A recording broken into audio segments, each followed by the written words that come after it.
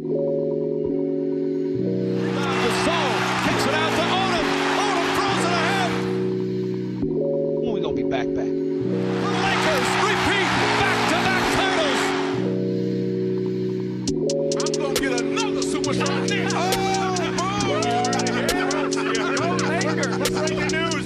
And then the next year, we're going to be back.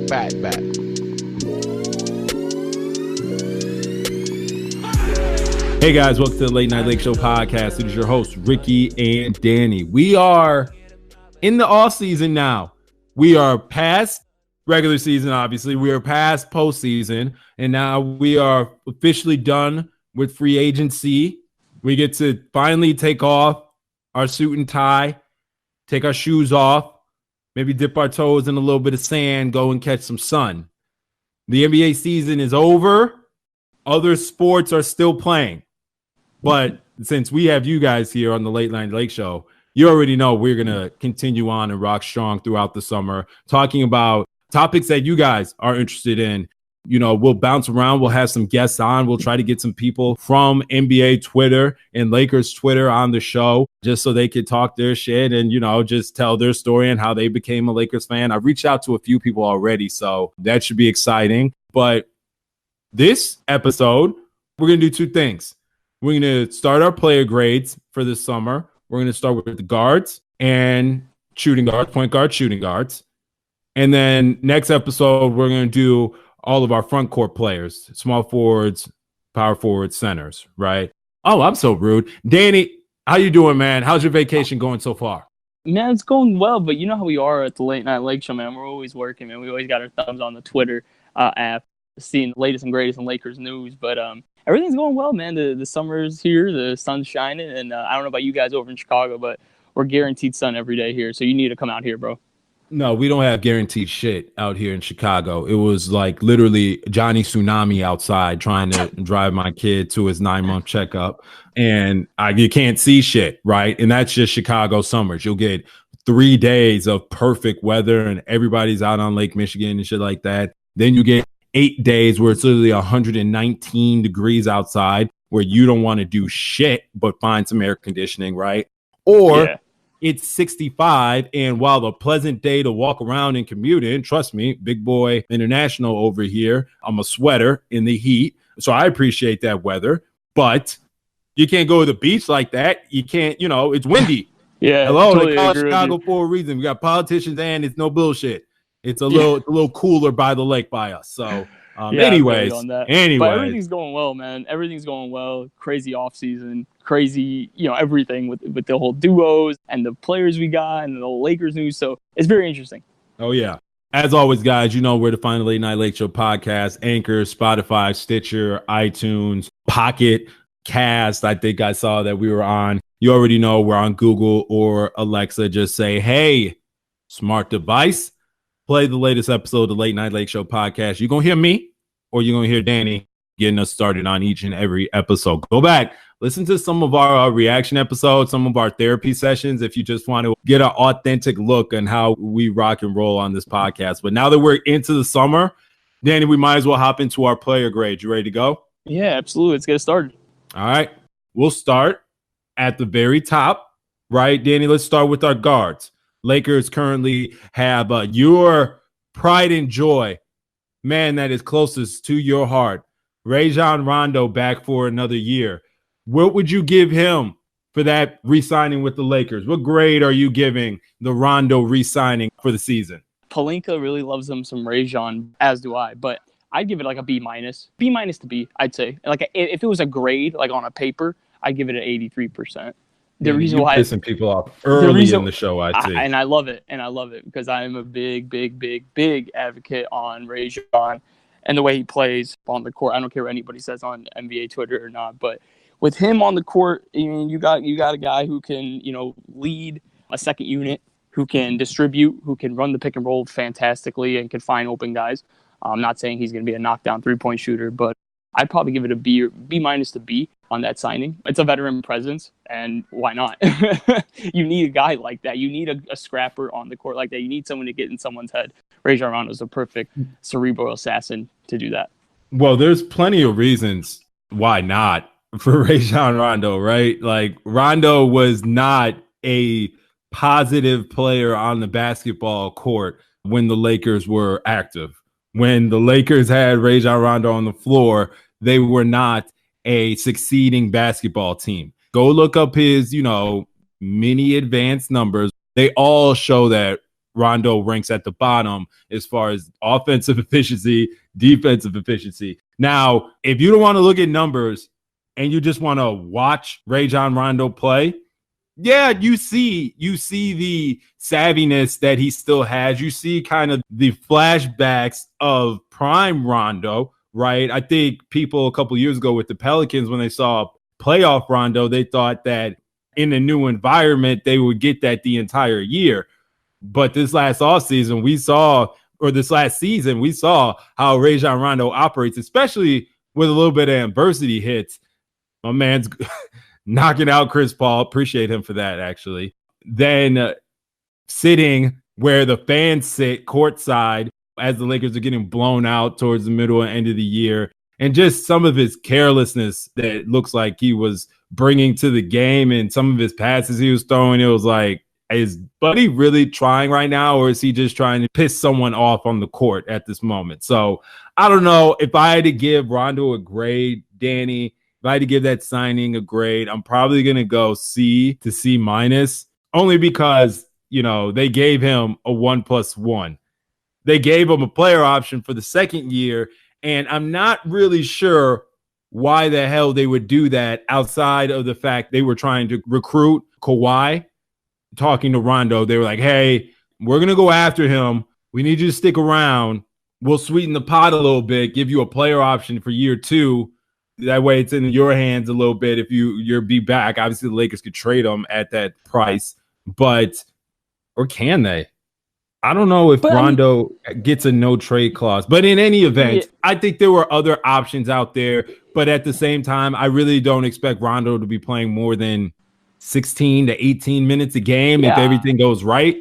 So I'm not too high on the Rondo signing, which is completely fine. Completely understand why everyone's in love with Caruso and other guards and all that. But Rondo brings something to the table that not a lot of point guards in the free agency market did, unless your name's Kyrie Irving. He's got championship experience. He's got that playoff experience. Everybody fears playoff Rondo. I'll tell you right now, 2016, 2017, when he was on the Bulls going up against the Boston Celtics and they had a 2-0 lead before Rondo breaks his thumb.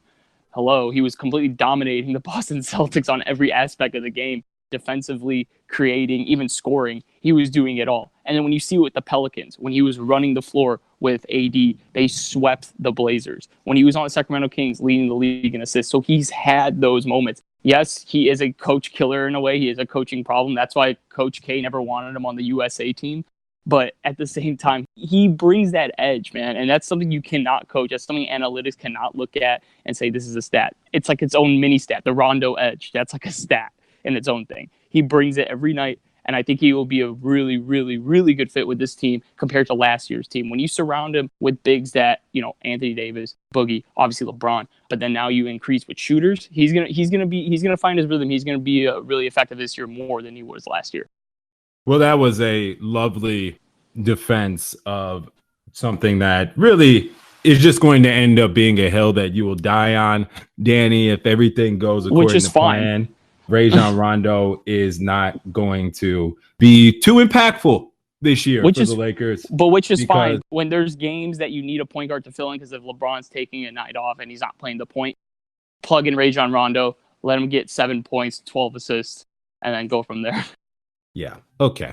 All right. I just love everyone NBA Twitter hates me right now when it comes to Rajon Rondo. I'm like the only Rajon Rondo fanatic right now. Well, it's because he's not the person that you would think somebody would still die on that hill for. Like, he's not really the dude that is like, well, I really am going to pull for. He's not like Boogie. Like, I will die on Boogie Hill that I'd always want him on my team. You heard the earlier shows. I always wanted Boogie on the Lakers. I mean, Boogie's right. Well, no, like not just 20, that. I mean, Boogie's still good. So all the extra stuff that comes with because he has to get in shape. I see that. That's on top of he's a good basketball player. The root argument with Rajon Rondo is I don't He just think doesn't he's a care good sometimes. basketball player. No, it's not that. He's a great basketball player. He just doesn't care sometimes. That's the biggest thing. Now, you can't get his skill twisted for his attitude. That's the biggest thing. The dude can Quinn still Cook. play. I don't know. All right. Let's talk about Quinn Cook. Oh, I actually like the Quinn Cook signing a lot.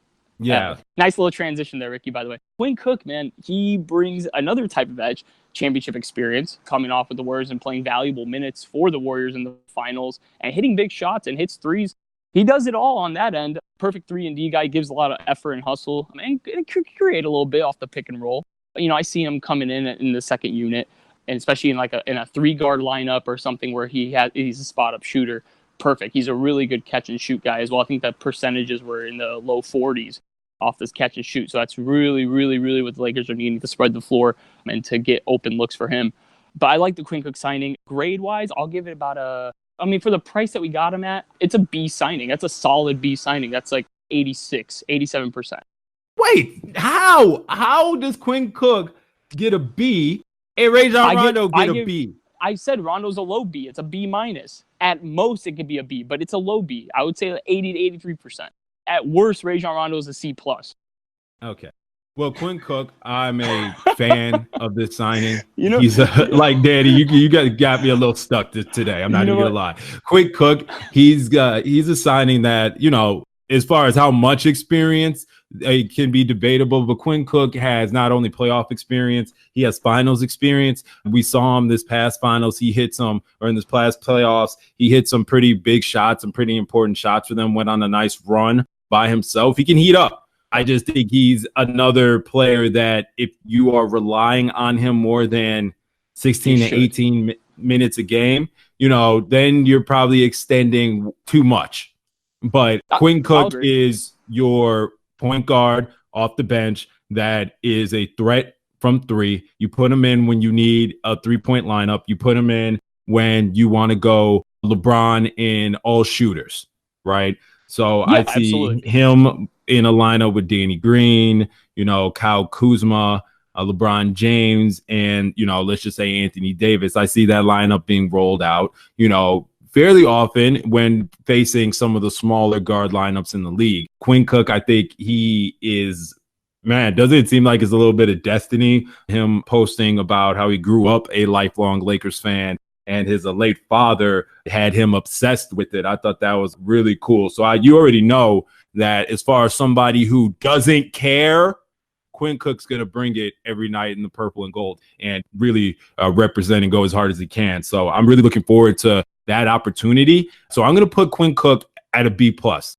Remember, Rajon Rondo is a C minus. I think Quinn Cook really has a chance to continue his run of playing meaningful minutes in playoff basketball. Fingers crossed, right? Yeah. Quinn Cook kind of reminds me of back in the day, one of LeBron mini sidekicks, like a Mo Williams or like a Daniel Gibson, just a nice catch and shoot guy for LeBron. That's what LeBron loves. He loves shooters. He loves having someone to spread the floor with, and he kind of reminds me of those type of players. Smaller guard who can hit the three, can heat up. So I think that if he could bring that every night, and he could bring that when we get to the playoffs, and get to the postseason, that's gonna be a great, great, great weapon to have coming off the bench. I wasn't throwing Caruso into the point guard mix. ESPN hasn't rated as a shooting guard. Let's throw Caruso into the frying pan. That is a young man who has all the admiration and love of Lakers Twitter, man. Good Lord. I asked earlier this week, who's your favorite player on the Lakers going into this year? And, I got a lot of ADs. I got a lot of boogies. I did not hardly get any LeBron James, though. I thought that was pretty interesting. But who I got overwhelming more than anybody was this dude, Alex Caruso, the bald-headed wonder, like Aggie's own. Like, I like Caruso. Don't get me wrong. I'm happy he's back, especially with, there isn't a definitive order as far as talent hierarchy amongst the point guards right now. Like, Quinn Cook's obviously the best shooter. Caruso's obviously the best defender, right? So, and Rajon is obviously the oldest. I'll tell you, he's the most experienced. You got nothing good to say about Rondo, bro. You got none. Nothing good. None. And I'm going to string this out the whole podcast too. Okay. Okay. I just know Caruso, I'll give the addition again a solid B. I think that he, when asked to play He gives it. 18 minutes, he can hold water, right? He can be inserted into a lineup and all hell won't break loose as far as the offense falls down or the opposing offense point guard just goes on a 20-0 run on its own. Now, don't get me wrong. I saw Caruso getting abused a little bit last year among some of the elite point guards, but he was young. You wouldn't tell by looking at him, but he was young. So we'll chalk that up under the experience category. The best remedy to getting over that is repetition. He needs to see those players more and more if he ever is going to get better. He's not going to get better playing, you at export, right? So I'm not expecting breakout season from Caruso. I just am expecting more of the same as far as dude will hold his own on the court and not embarrass himself and not piss off the fans. Because, as we're watching, the second units come out, last few years, it's almost seemed like a barrage of points would just start raining in on the Lakers. And that's when games started getting out of hand. And it just showed us our lack of depth that we had on the roster. So I'm just looking forward to non-shit show minutes from Caruso. Is that fair? Yeah, I mean, I would totally expect that. I mean, he's a guy who you're like, all right, Caruso, you're in. And he's literally going to give you 180% effort on both ends. He could shoot the three pretty decent. He's a really actually a pretty underrated ball handler. He could distribute. When he first had those flashes in summer league, I saw a guy who was like, okay, this is a solid two-way player for the Lakers. With some injury concerns, you got to bring up someone for one night. You bring in Caruso, and he'll do his job. But towards the end of the season, when he started getting more and more minutes, you saw more and more and more, hey, this guy can play at the NBA level, and it's pretty surprising. I know you said from the looks of it, he don't look like that kind of NBA player with the bounce and the athletic finishes, but man, he is pretty damn athletic. He can boom. I saw him put PJ Tucker on a poster. I saw him tip jam on Kevin Durant and the Warriors. I mean, he's a solid signing for the amount of money we paid him. That's a really, really, really solid piece if he's going to be like the third guard. You know what I mean? So if it's like guard-wise, the depth chart's like Rondo, Cook, Caruso, great, or Cook, Rondo, Caruso, great.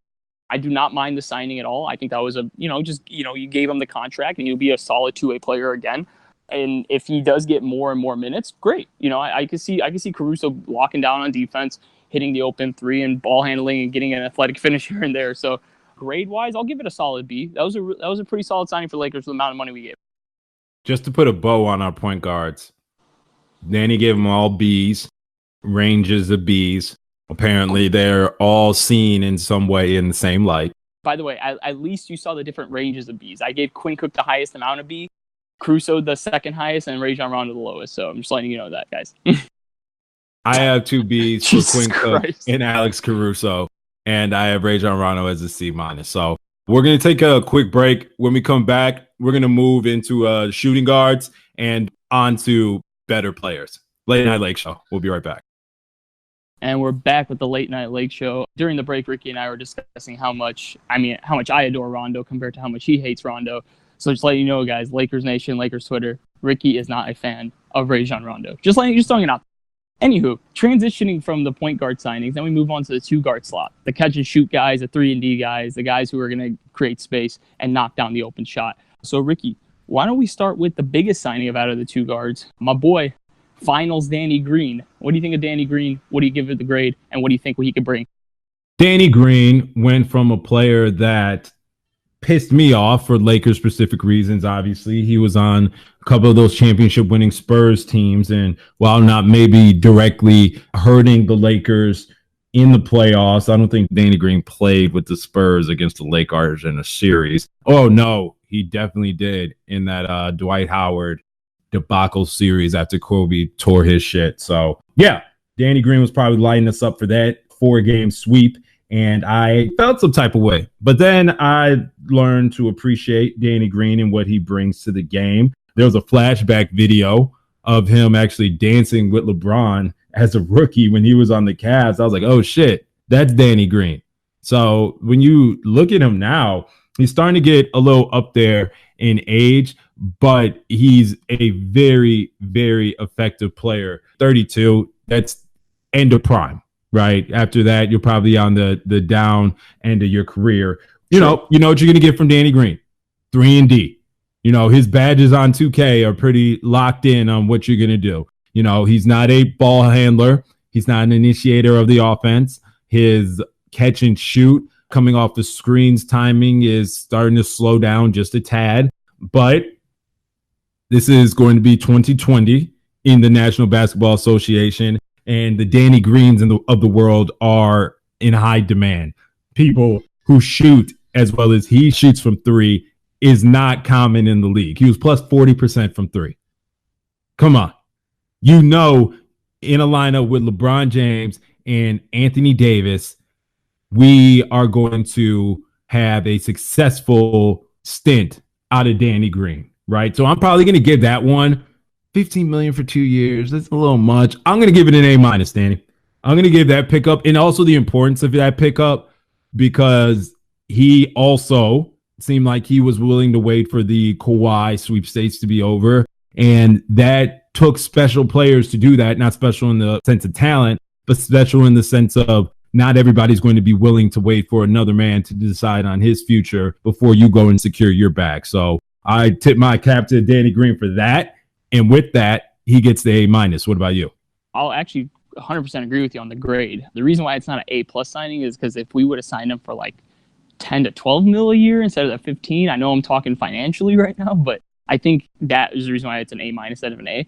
But perfect fit. He is the epitome of a 3-and-D guy, just like how you said, on 2K, you got your badges, right? He's a catch and shoot, he's a microwave, he's got the dead eye, and he's also a lockdown perimeter defender. He holds his own against guards, point guard and shooting guard.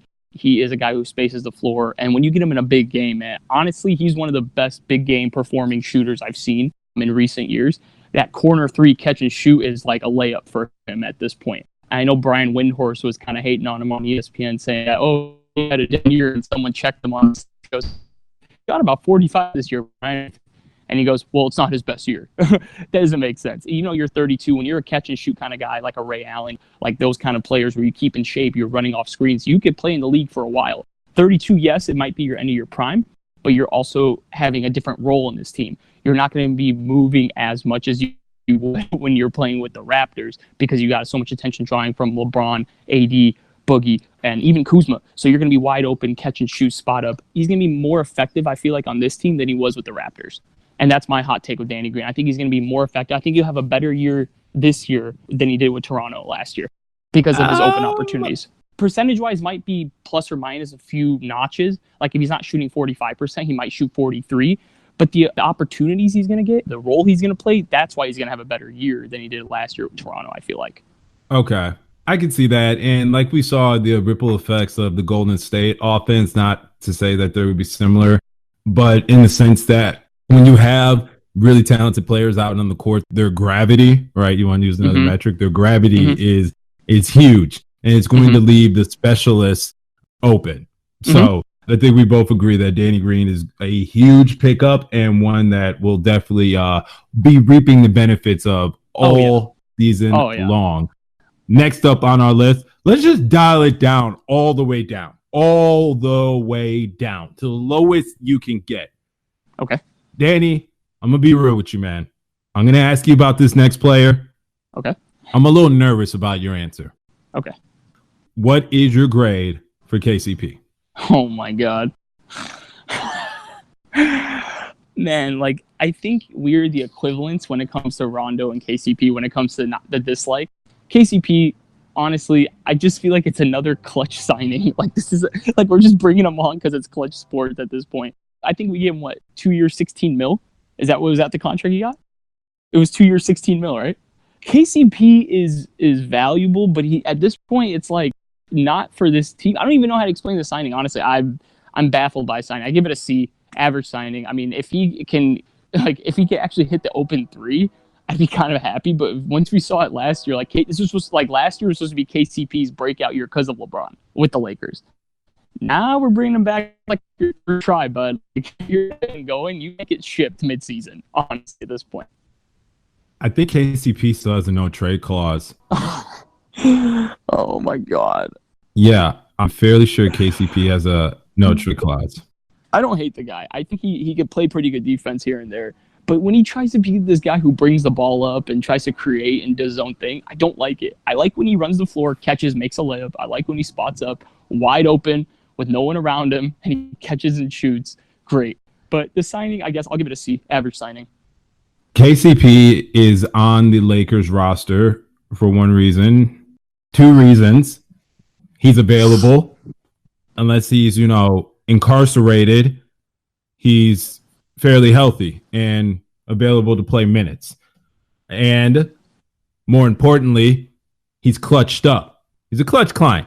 That's why KCP's here. Ain't no two ways around it. Let's be real here. Yeah, let's he's be real LeBron's here. +1. I don't know what you want me to do.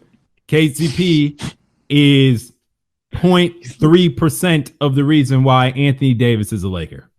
If you really want to get real weird about this, KCP was signed on that 2-year deal, the manna from heaven, according to Lord Pelinka.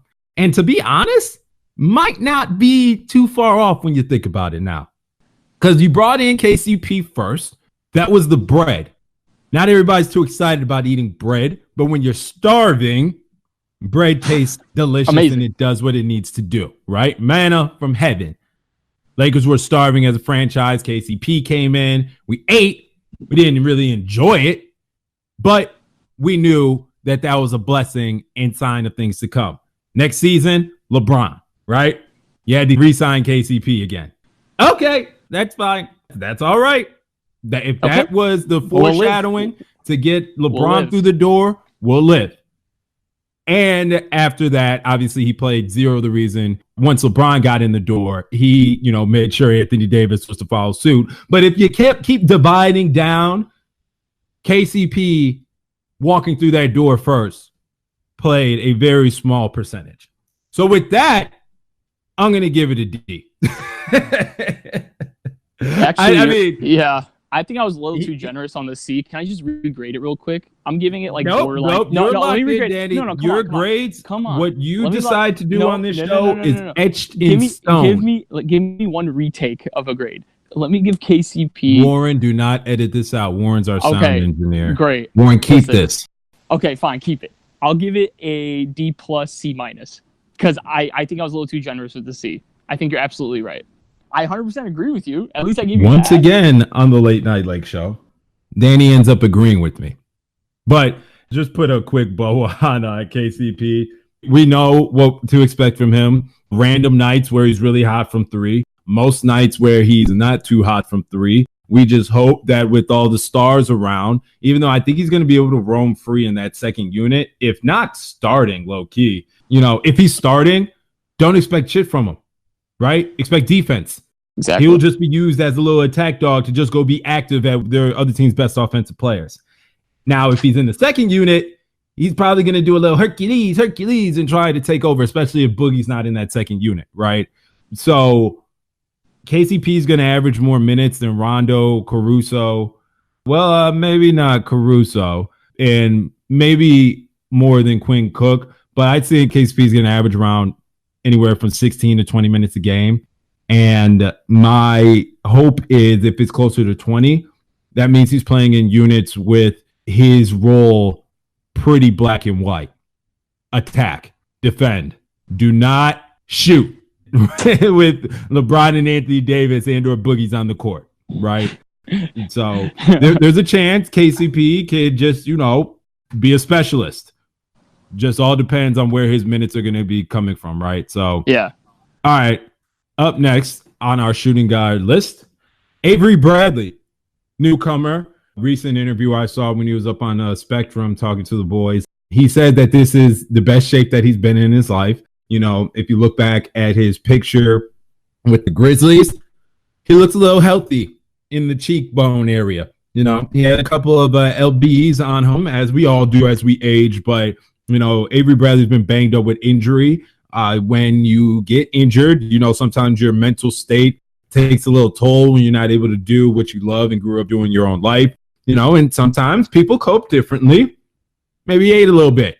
It's all right. He's now re-energized and recharged back into shape. And if we could get the Avery Bradley that, to be honest, man, probably that we saw in Boston, because we really didn't see a really good Avery Bradley up in Detroit. He was hurt, and then he bounced around. He was on the Clippers, and then he was on the Grizzlies, or flip-flop, whatever the order is. But if we could get those defensive metrics to not just be reputation, but actual production, Avery Bradley might be the best pickup out of all of the signings. Might be the stealthiest. Stealthiest is the word I'll use for it, because he came in at the minimum, and he is a reclamation project, if you will.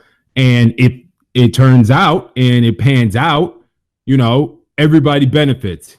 Bradley gets to go get a bigger contract somewhere after bringing his value back up, and the Lakers get a 3-and-D player that went back to hitting his full potential. And he's young, right? How old is Bradley? Avery Bradley is 28. He should be just starting to reach his altitude of his prime, if not still going up. Injuries derail that, but we'll just have our fingers crossed. Avery Bradley signing, I'm going to put at a B+. What about you, Danny? This could be the striking of the gold or the oil when the Lakers are digging for free agents. You know what I mean? So they're in the back, they're trying to, shake the sifter, see if they found gold. And they might have with Avery Bradley, honestly, at the minimum. This is a guy who can defend pretty much the 1, 2, and 3. He's pretty athletic when he's in shape. I heard he went on a diet and dropped close to 40 pounds, which is crazy. Like, you'd see, where's the 40 pounds go in this picture? But the way he got into shape, if his mental state is there and if he's really defensively hungry, he could be an animal. I could see him coming off the bench as the 7th or 8th guy. A lot of Lakers Nation wasn't really feeling the signing, though. A lot of them were kind of hating on it, maybe because they were just thinking it could be the same Avery Bradley we're getting in Memphis. It's the numbers, Danny. The numbers don't pan out too well. People are paying too much attention to that. He could be a really, really, really good perimeter defender. He's one of them already. And then when he hits the 3 and gets that going, I mean, that's a nice piece. It's an ultimate 3-and-D player along with Danny Green. So if this all pans out and he gets it going, I can see the signing becoming close to an A or close to an A. I'd say I think it's a solid B to B+ signing. I would give it an 87%, 88%. I love that you keep adding percentages. It's pretty funny. All right. We got a young boy who we just brought on to the squad. I don't really know. He just signed his contract with the Lakers. I'm not too sure if he will be getting too many minutes, if any, on the big league squad. Shout out to South Bay Lakers MVP of the season, Talon Horton Tucker, THT, Chicago boy, Iowa State grad. Danny, what do you give that draft grade? And do you see him getting any minutes with the big boys? He's young, man. I think he was a freshman coming out. He has potential to be a nice scorer in the league because of the way his body's built. He's about 6'4", 6'5", with close to 7-foot wingspan, I'm hearing. And the only thing is his weight issues, because I've heard he came into camp and came out of the draft kind of a bit overweight. But he 235. Yeah, I mean, he's a big boy. He's a big guard. That's what I'm sitting at. But I'm sitting at 245. Wow. 6'4", 235. That's really close to my dimensions. He's but I'm saying if he can shed the baby weight, shed the college weight, get into really good, if he can get into that shape, I can see him being a nice scorer in the league. I mean, give him a few years, but I don't think he's going to get too much playing time this year. I like the draft grade, sneakily good, especially in the second round that we got him at. I think that was a really good value pick. Draft pick wise, I'll probably give it a low B, because of what we're going to use them for. If it was another team who's looking for people just to throw out there, I'd give him a slightly higher grade. But for us and the Lakers, I'd probably give it a low B, just because of his usage. Talent-wise, is all there. He has the talent. He's a 5-star recruit coming out of Simeon. So, I mean, the kid can play. That is true. I don't know a whole lot about dude, besides that he was a Chicago dude. I know that he has a crazy long wingspan. His weight is something that we'll have to keep our eye on. But as far as where he was drafted, let's just give him a B. Yeah. Right. I think he will not play hardly any minutes with the big league team unless someone gets injured. So we're praying that that's not the case. With him, if he could be a Dion Waiters type player or some kind of scorer off the bench, not saying he could be Lou Williams, but if he could be that kind of scorer where he could just get crazy hot and can finish, because he's got that bigger frame, bigger body. Now, if he just slides up, he could be a devastating finisher at the rim. But like I said, it's all about timing and his age, man. He's really young, really raw talent. So give him a few years. We'll see how he goes from there. And finally, on our list of shooting guards, ranked as a small forward on ESPN. I don't know how it's 6'4". Troy Daniels. He was the first to sign with the Lake Show before even the Kawhi sweepstakes was over. Another 3-point shooting guard. I think he's a little bit of a combo guard just by his talent and what he brings to the floor. Another player I think we got a little bit too excited about just because I don't really see Troy Daniels playing a lot of minutes. I would probably put it at 12 or under average for the season. I just don't know how impactful he's going to be. But if we're talking about the standpoint of depth, he's a great veteran to have in the locker room. There's no issues that came up with him. He's been around the league. So it's always good to have those types of professionals in your building. I just don't really see how he's going to squeeze into some of these lineups. Again, we spoke on the 3-point lineup that the Lakers could roll out. I could see him in there, right? But I'm not too sure how effective he could be when you're asking him to play 15 to 20 minutes and actually guard someone. Is that fair? I totally agree with you at that end, but I think Troy Daniels is pretty interesting. He had one of the highest standstill catch and shoot stats I think I've read. It was like he was finishing like the top 4. It was in the mid-40s for his catch and shoot percentages. He's literally a guy who will stand in the corner, have our primary ball handler dribble, drive in, create, penetrate the defense, and then kick out to him, and he has a quick trigger. He can pull it and hit it. And let's not forget, Troy Daniels was a player on the Houston Rockets in their playoff series. I believe it was 2014, 2015, who actually helped them win a series and come back against the Clippers. Remember when the Rockets were down 3-1 against the Clippers? They had a 7-point lead and everything, and they were about to, close it out, and they blow it. And Troy Daniels was a huge piece in that series. He was hitting 3 after 3 after 3. That's what got his name and his recognition in the league after being called up from the G League. But Troy Daniels is a guy who is a veteran presence. He took a minimum contract. He's just a guy who, like I said, stand in the corner, hit a few threes, can't really ball handle, but like he does his job well, and he's a great guy off the bench. I mean, he's just like a really good piece to have. He does nothing wrong. The guy does nothing wrong when it comes to, being a team player. And I really do like that. I do respect Troy Daniels a lot for that. And he did play in Phoenix, which was like a hellhole. Yeah. Anybody that survives Phoenix should be commended. If you survive Phoenix for at least a season, wow, you got some mental toughness. I would say, I give the grade just like an average C. I mean, he's just going to be a guy, like I said, who's going to catch and shoot when he's open and available. When someone drives, kicks out to him, he'll pull it, he'll hit it. So he has a really good catch and shoot game. But yeah, I'll give it a C for Troy Daniels. He averaged 15 minutes with literally the shittiest team in the existence of history of basketball. And Phoenix, he played in 51 games as well. That's not bad. What? That's not bad. 51 games? That's not bad. I mean, like for Phoenix, come on, dude. He survived the whole year with Phoenix. He played in 51 of 82 games. That's fine. He plays in Phoenix. Danny, I'm not too sure what the fuck's going on anymore. Now we giving Phoenix a curve grade. No, we're not. I'm just saying he for surviving Phoenix for a year, playing 51 games and no one expected any of him. That's not bad. It's not great, but it's not terrible. When you go from 79 to 51, even in the hellhole of Phoenix, even in the gutter snipe of the NBA, even in literally the septic tank of the league, he only played 14.9 minutes and total made 51 appearances.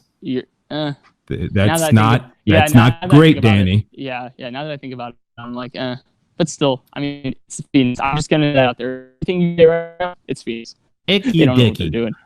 They don't know what they're doing. Here's what we're gonna do, guys. We're gonna put a pin on our player grades. We'll wrap up with our front court players on our next episode, but there's a couple of things that I wanted to touch on with Danny as we go into this offseason, get his thoughts on. So we'll take a quick break. Be right back.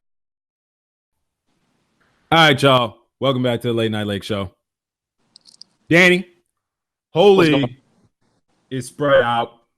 We got our parody. The nerds have complained. The crybabies have cried. The league is even. The league is flat. All right? Wow. There are anywhere from 12 to 15 franchises that think that they have some sort of a chance next year. That's because the league is filled with dynamic duos.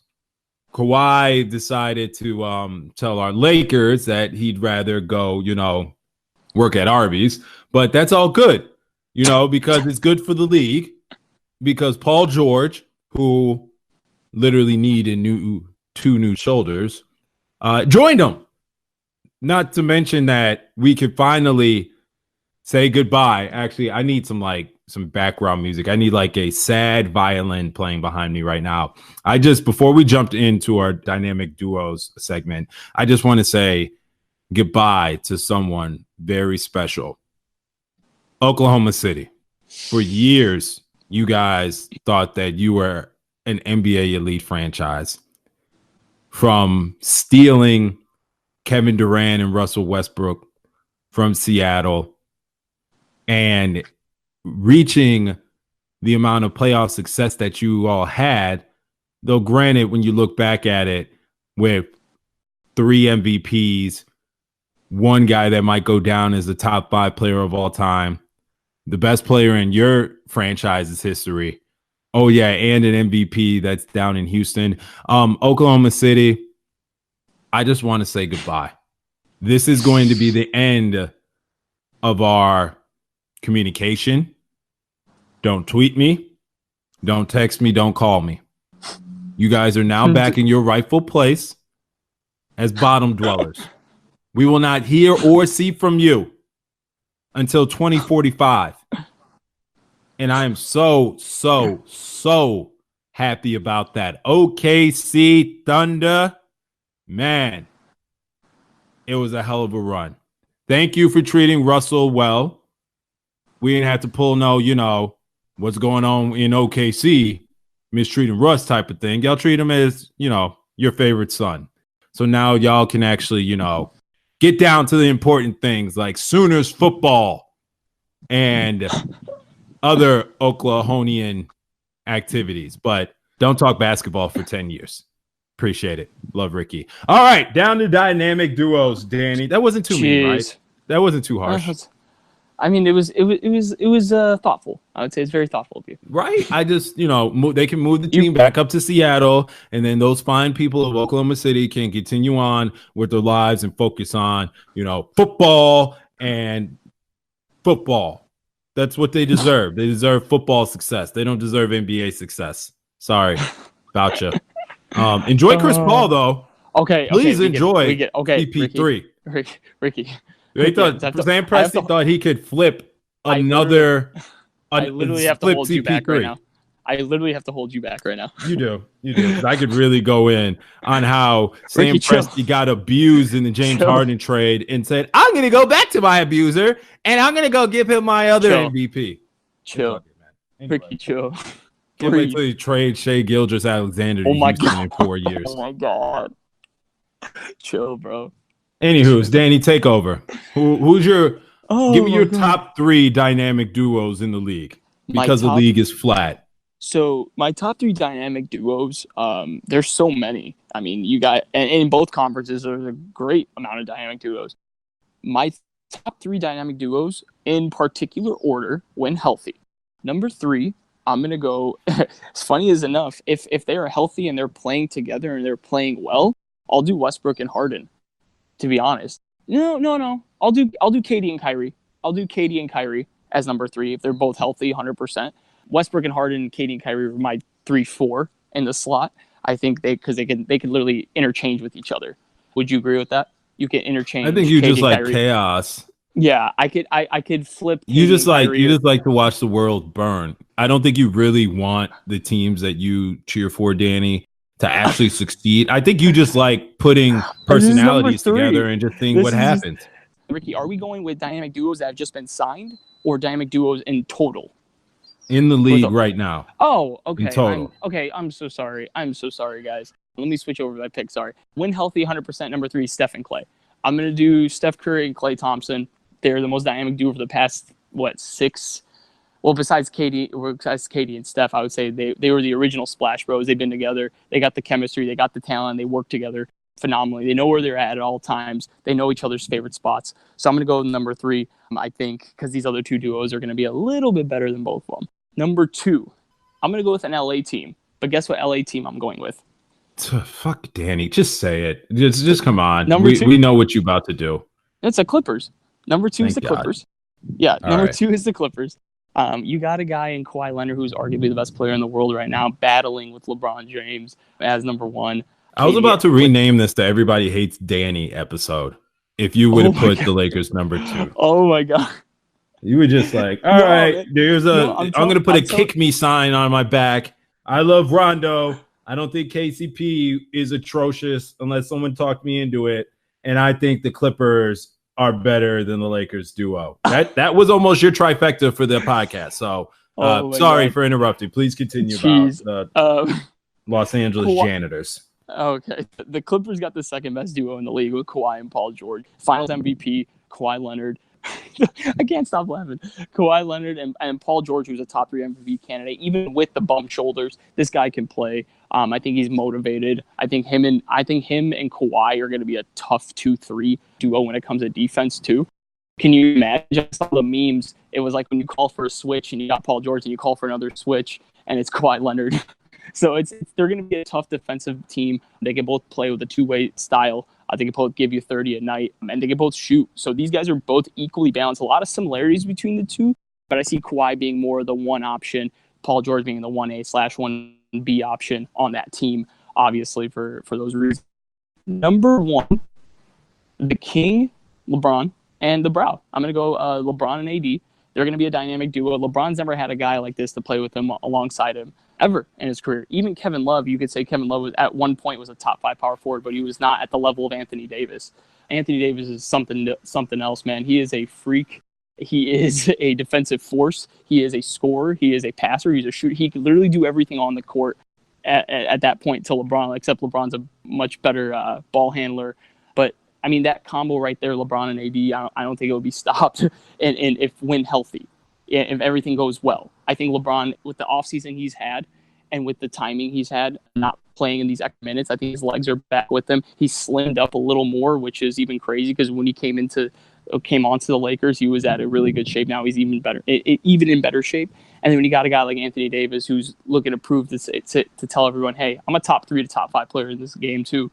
This is going to be a dynamic duo. This is a championship duo right here. All right. That wasn't bad. That was pretty good. I can rock with that. It's actually hard to argue with that top 3, but I'm going to try because you know me. So number 3, I would have KD and Kyrie if we're just talking about all things being equal. But because KD and Kyrie are not playing this year, I'm going to go a little against the grain just for the sake of being me and for the sake of argument. Did we not see Dame and CJ take another step this year? I know. We slandered Damian Lillard after he was a no-show for the Golden State series. We slandered CJ McCollum because he talks like Urkel. I know. I understand. Trust me, I am a participant. But Dame's my guy. I really rock heavy with Dame. That game-winning shot that he hit to send OKC into the abyss. The fact that that's the last image of the OKC era and it started with the KD and Russell Westbrook era and ended with the Damian Lillard game-winning shot. I'm jovial right now. I'm giddy just thinking about it. But if anything, that added to Dame's resume as a great player. I don't think he's superstar yet. But what I did learn from this offseason is that CJ is definitely about that life. CJ McCullough, he was a killer in a lot of those games, right? He took over when it seemed like Dame was a no-show. And even when Dame was still getting his bucket, CJ was like, yeah, great. This train's still running, though. I'm going to get mine. So if I'm going to rank them, Dame stays healthy. CJ stays healthy. Clay is not healthy right now. So if you were to tell me Steph and Draymond, Steph and D'Angelo, there's definitely an argument on how CJ and Damian Lillard are a better duo. And for that reason, they are my number 3. See, I just just dismissed it's like, your number 3 like that. No, but here's the thing, dude. Like, I think Steph Curry's better than Dame and CJ McCollum. It's just like, Steph Curry was balling. I mean, when he was by himself, he struggled a little bit when he didn't have his sidekicks with him. But Steph Curry's still Steph Curry, man. I mean, I don't know how you would rank the Dame CJ over them. They're kind of like a slightly lesser version of Steph and Clay. That's the only thing I have to say about that. If Steph Curry's an A+ guard, Damian Lillard is an A- point guard. Yeah.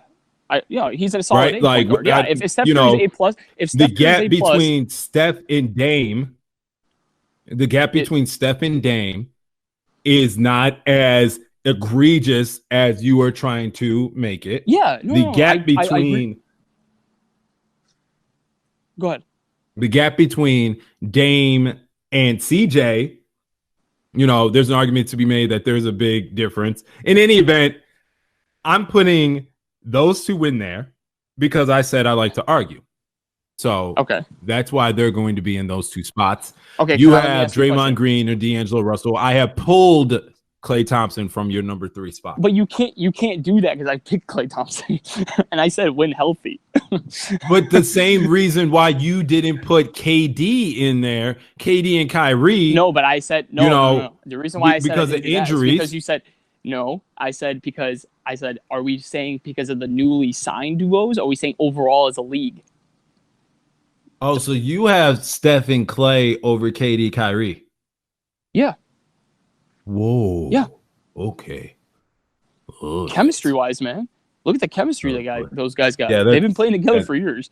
That's fantastic. The gap between KD and Steph is bigger than the gap between Steph and Dame. That's my hot take. Wow. That's my hot take. Wow. And with that, we move on to number 2. Oh, wow. Duos in the league. You're currently playing right now. Okay. I'm going to do my best to compliment these 2 guys after back-to-back podcasts of slandering them. So bear with me. Kawhi Leonard is a really good basketball player when healthy. Paul George is a really good basketball player when healthy. Paul George, even though he cheated on his now coach's daughter, with his now stripper baby mama, I'd still think that will not impact their player-coach relationship. This is not my thoughts. I'm just reading what I'm being told. Oh, my God. Again, I have minimal slander for Kawhi. It's hard to, aside from the fact that he's getting sued by Nike. LeBron sent the big boys over to reclaim some funds. Oh, you want to drag this out and waste all motherfucking time. Okay. All right. Daddy. Phil. Yeah, Phil, I needed to come take care of this. Y'all been at odds about this whole logo thing, right? That dumbass Kwai logo, that claw logo. Yeah. Yeah, go ahead. I was telling you to chill before. No. I wasn't going to have them sue you, but now you said you want to bullshit and waste my motherfucking time. Oh, no. Nike in that ass. So Kawhi enjoyed the lawsuit, the countersuit. I'm sure it'll get cleared up before the season starts or not. You know how these litigations go. Once again, guys, disclaimer: this was not a slandering session. With both of those players on the court, they are a scary defensive duo. They are not the offensive initiators that people may think. They're kind of give me the ball, I'm going to score type of guy, which is fine.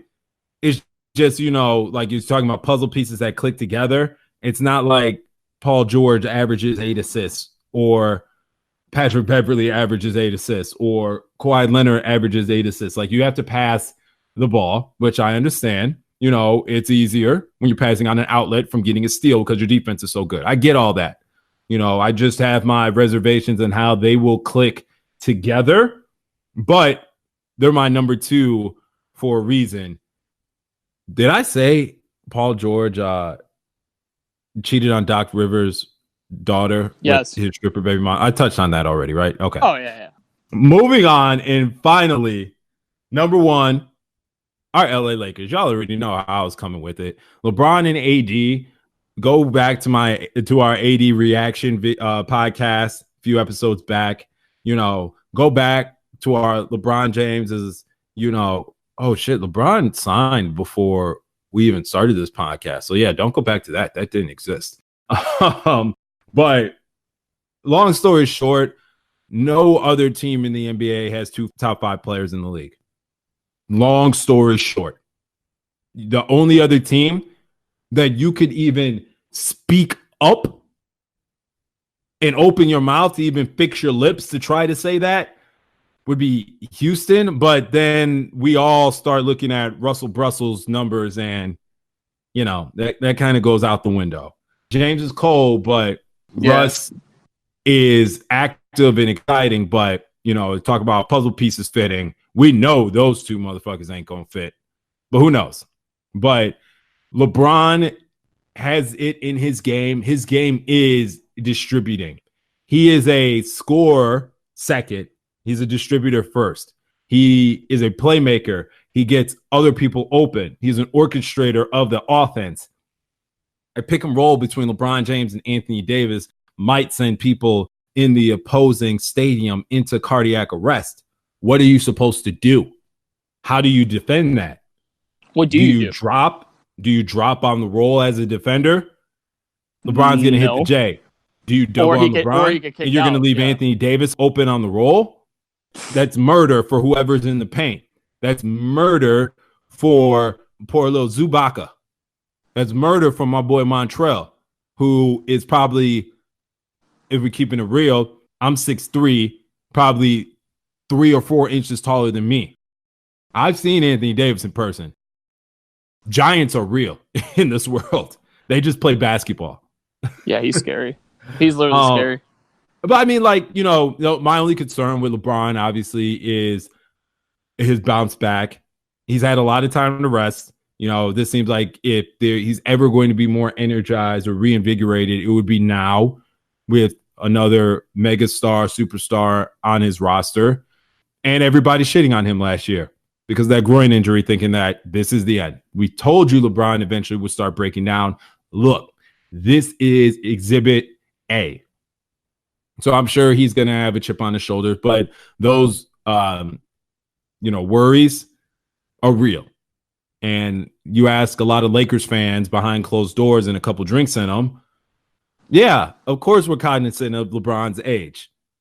We're also cognizant of what history has told us with LeBron. But then again, we're also cognizant of what history tells us about all athletes. I used cognizant 3 times right there. You guys use that in a sentence this week. So yeah, they're the best duo in the league. I would love to hop on someone else's show to argue that. Anybody out there that would like to debate that LeBron and Anthony Davis is not the best duo in the NBA, hit me up, Mr. Ricky Spanish. Let's politic. But no. They reside in Los Angeles and they play for the purple and gold. Danny, any reaction to that? Are you pretty aligned? No, I'm pretty aligned with that. I mean, it's going to be a defensive nightmare for teams because here's the thing, off that pick and roll, when LeBron's driving and they keep going, if he keeps his dribble with that pick and roll, he can find a corner shooter. Oh yeah, we do have Boogie Cousins, right? Oh, okay. Just letting you guys know that. 2 to find under the rim. So it's going to be interesting to see what kind of schemes they're going to run. High pick and roll if you have LeBron on top and then AD's playing mid block or mid post. So it's gonna be so interesting to see what they're gonna do and how defenses are gonna kind of adjust to that. So what do you do when a guy like Anthony Davis, who's an amazing finisher and has all the tools, rolls to the basket free? What are you gonna do? Send help side that way? What do you really do? Pray, then cry, or reverse them. But while the opposing fans go and do that, we are going to say goodbye for this week. When we come back next week, we're going to jump into the small forwards, the power forwards, and our centers on the Lakers roster, finish out our grades. And, was a good show, Danny. Yeah, absolutely. Interesting thoughts that you had this episode. Yeah, and very interested to see our the feedback that we get for this pod. Yeah, remember, guys, disclaimer: Ricky was not supposed to slander the Clippers, but he ended up doing that. So just letting you know. Oh no, I think the people know what to expect from me, pod in and pod out. It's just you're gonna ruffle some feathers about your love for Rajon Rondo. My God. But anyways, thanks guys for rocking with us. For Danny, Ricky, Late Night Lake Show, we out. Take us out.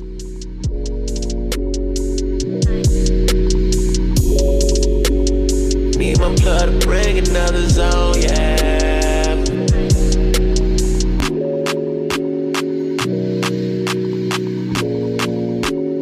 We don't get it poppin' like I tell you.